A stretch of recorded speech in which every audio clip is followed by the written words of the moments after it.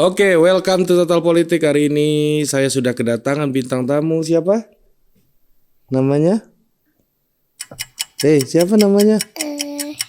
Viena Nifa Sabarina. Oh, kamu berapa tahun sekarang umurnya? 4. Oke. Nama presiden kita siapa? Hah? Presiden Jokowi Dodo. Oh, Jokowi Dodo.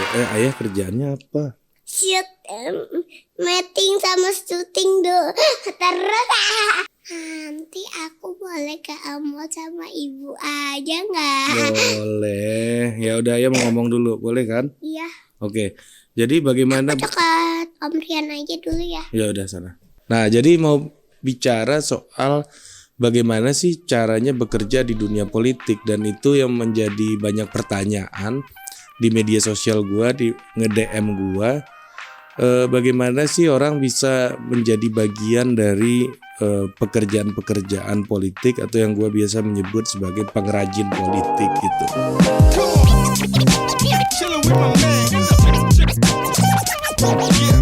Nah oke, ini berkali-kali gue jelasin kenapa gue sampai bekerja di dunia politik ini, di industri politik ini, karena tahun 2009-2010 itu adalah masa-masa awal di mana kita baru mengenal sistem yang namanya pemilu langsung dan otonomi daerah, pilkada langsung. Nah, ketika pilkada langsung itu industri politik begitu berkembang, muncul banyak lembaga survei menjamur di mana-mana, lembaga-lembaga survei, lembaga-lembaga konsultan politik muncul di mana-mana. Dan waktu itu gue masih mahasiswa, dan lu tahu sendiri mahasiswa itu adalah tenaga kerja murah. Jadi gue dibayar untuk melakukan survei, datang ke rumah-rumah. Jadi kalau lu bicara soal riset-riset survei yang ada di TV-TV itu, gue udah bekerja di dunia itu dari level rantai makanan terbawah gitu. Jadi gue datang ke rumah-rumah, gue wawancara, interview orang buat tahu opininya, ya kan, karena itu adalah survei opini publik gitu. Nah dari situlah gue masuk ke dunia politik, dan gue bekerja di dunia politik karena ikut dalam survei-survei itu awalnya. Nah kemudian lama-kelamaan gue menjadi makin banyak kenal orang, dan mostly yang bekerja di dunia politik ketika itu adalah senior-senior gue yang merupakan satu etnis orang Minang gitu. Jadi gimana lu mau menghapus politik identitas itu agak sulit lah ya, karena tetap aja preferensinya itu berdasarkan etnisitas juga pada akhirnya. Nah selanjutnya adalah kenapa gue bekerja di situ ya, karena senior gue lagi mekar-mekarnya di banyak tempat. Gue udah pernah jelasin ini sama Panji juga di konten pertama gue dulu sama Panji. Nah poin gue menceritakan ini adalah betapa tertutupnya labor market di dunia politik gitu.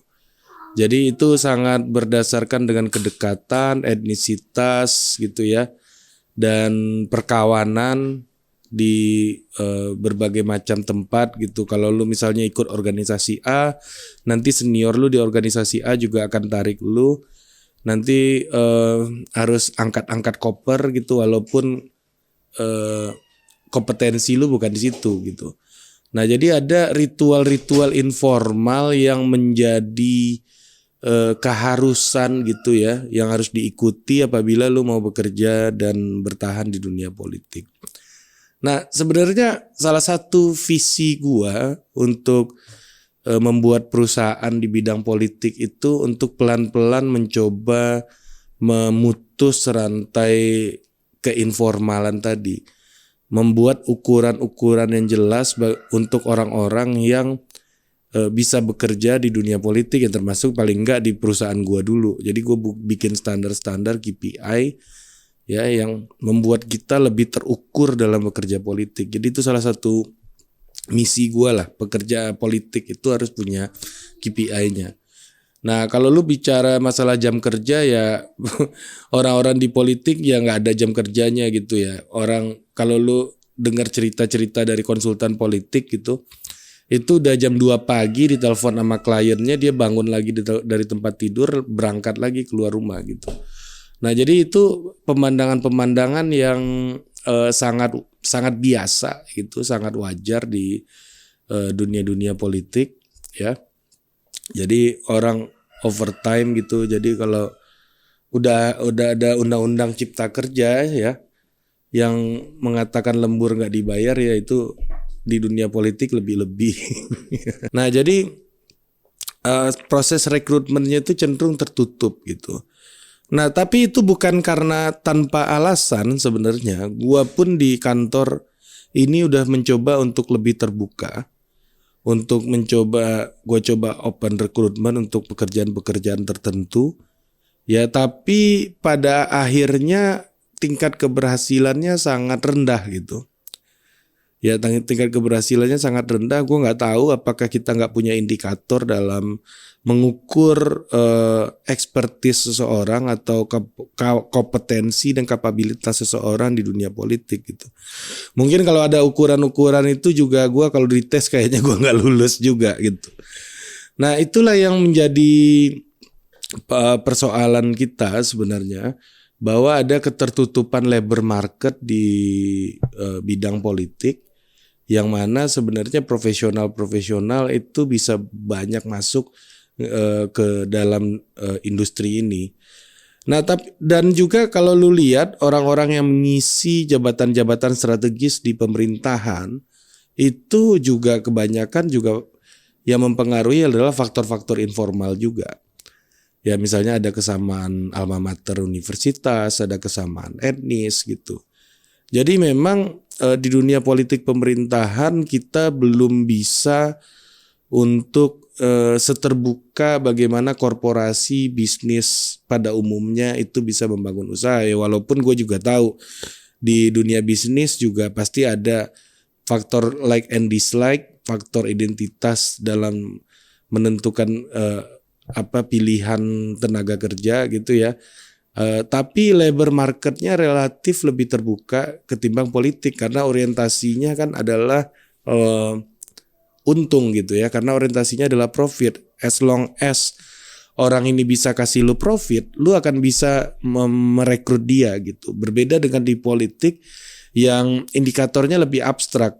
Misalnya lu didukung, lu disupport, semuanya itu kan bisa dicarikan justifikasinya, bisa dicarikan judgementnya, dan belum tentu ukurannya objektif. Ya kadang-kadang makanya ada istilah asal bapak senang gitu biasanya. Ya itu kan soal itu, bagaimana frasa asal bapak senang itu memperlihatkan bahwa dunia politik kita itu di dalam hal pekerjaan itu sangat tertutup, sangat tidak bisa lepas dari hal-hal yang di luar konten dan substansi. Jadi banyak hal-hal yang bentuknya itu melayani di luar SOP gitu. Jadi lu nggak bisa terlalu profesional gitu. Jadi orang yang bekerja di politik itu tidak bisa terlalu profesional. Jadi kalau lu bilang wah gue overwork, gue overthinking, enggak, overwork gitu. Tiap komplain gitu karena overwork, ya lu kayaknya nggak cocok gitu kerja di politik gitu. Nah kalau lu misalnya gue nggak bisa nih nunduk-nunduk, sok lembut, muter-muter dulu ngasih argumen.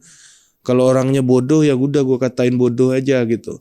Itu berarti lu kurang cocok juga bekerja di dunia politik.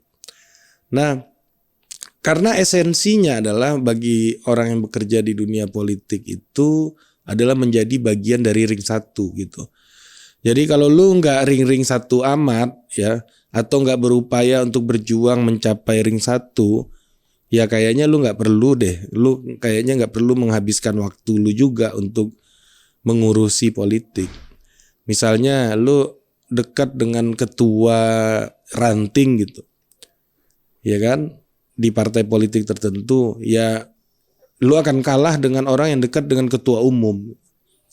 Jadi memang ini yang menjadi problem kita di politik hari ini. Dan gua juga paling enggak gua di perusahaan gua sendiri ya itu udah mencoba untuk melakukan sebuah standar yang lebih objektif gitu, dan banyak perusahaan-perusahaan lain juga yang melakukan itu, yang terutama yang juga bergerak di bidang politik. Gue tahu beberapa kawan dan itu menjadi perusahaan yang sangat bonafit, sangat sustainable, sangat berhasil. Ada satu lembaga survei gitu ya di Indonesia itu punya cadangan kas buat ngegaji orang tuh 15 tahun. Jadi dia nggak punya proyek 15 tahun pun itu bisa gaji orang. Itu gue valid tuh infonya, gue udah ngobrol sama orang keuangannya, sama investornya, bahkan gue udah ketemu gitu. Nah jadi memang secara bisnis di politik tuh sangat menguntungkan. Namun karena bisnisnya semenguntungkan itu gitu ya, di luar yang ekstraktif gitu. Ini industri jasa gue pastikan salah satu yang paling menguntungkan lah. Jadi karena menguntungkan itu akibat dari pemain-pemainnya itu tidak banyak, akibat dari pasar tenaga kerjanya sangat tertutup gitu. Jadi gue melihat ada orang-orang yang juga berkepentingan untuk membuat pasar tenaga kerja, labor market di politik itu menjadi tertutup gitu. Karena ada keuntungan-keuntungan yang memang harus dipertahankan. Ya itu sangat natural gitu ya. Bagaimana pemain-pemain di dalam suatu industri yang niche itu melakukan barrier terhadap industrinya gitu. Nah jadi saran gue nggak tahu ukuran yang pastinya untuk lu bisa mengakses labor market ini, labor market politik kalau lu memang ada orientasi ke sana. Namun yang bisa gue pastikan adalah lu tidak boleh menjadikan ukurannya cuma kompetensi, menjadikan ukurannya cuma kapabilitas, ya. Lu harus bisa juga membaca opportunity lain ya, gitu. Misalnya soal proximity, kedekatan, soal popularity. Lu populer, maka lu akan didekati orang, ya kan? Itu popularity kan lebih objektif lah ukurannya, yaitu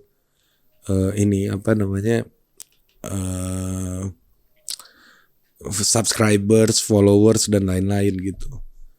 Nah jadi itu sih sebenarnya menurut gue lu harus merumuskan indikator-indikator lain ya, KPI lain agar lu bisa masuk ke dunia industri ini.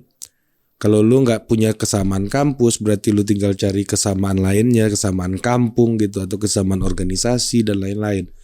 Jadi variabel-variabel di luar profesionalisme, di luar kapasitas dan kapabilitas itu sangat menentukan. Gitu. Mungkin itu aja. Sampai jumpa di ngomong sendiri berikutnya. Nah.